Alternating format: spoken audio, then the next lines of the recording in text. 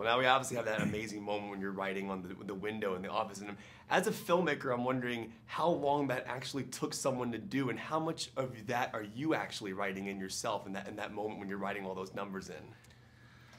It took a while. It took a while. Was there somebody who was doing that just all day long, writing those numbers? Well, what we did was we got Ben's handwriting. It's a cool thing, actually. Yeah. Yeah, we got Ben's handwriting, and then we were replicating that with.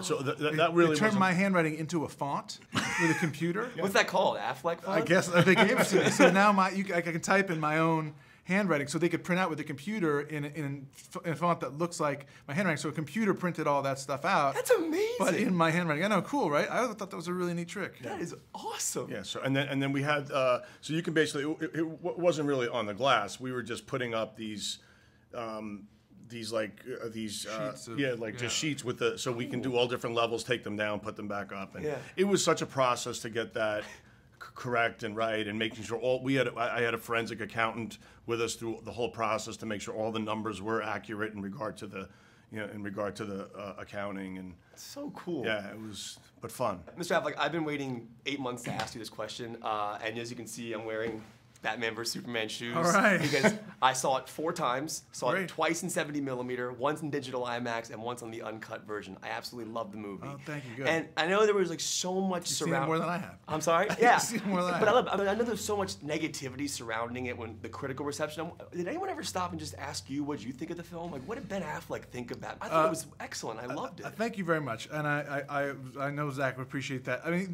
it's interesting. It was a movie that got that was a huge hit movie that, more people went to see that than any movie I've ever made in my career. This was my biggest hit of my career, and then it had a lot of editorial negativity. Although I think the reviews were fans liked it. Fans went, and I got a lot of positive response, and it was interesting, that movie, because it was judged not necessarily on execution so much as its tone. Some people seem to want to have a lighter tone to the movie, and so that's sort of what. And I thought that was interesting because it's a subjective. Tone isn't like a qualitative thing; it's subjective, right? Some tones resonate with me and might not with you. So, and the tone of the movie was really paralleled, the Frank Miller book, which I liked, me too. and thought was great. So, and I'm glad that so many people went and so many people liked the movie, and it worked out. Did you like it? Yeah, I loved it. See? I love the line that J.K. Simmons says about imagine the secrets this guy has.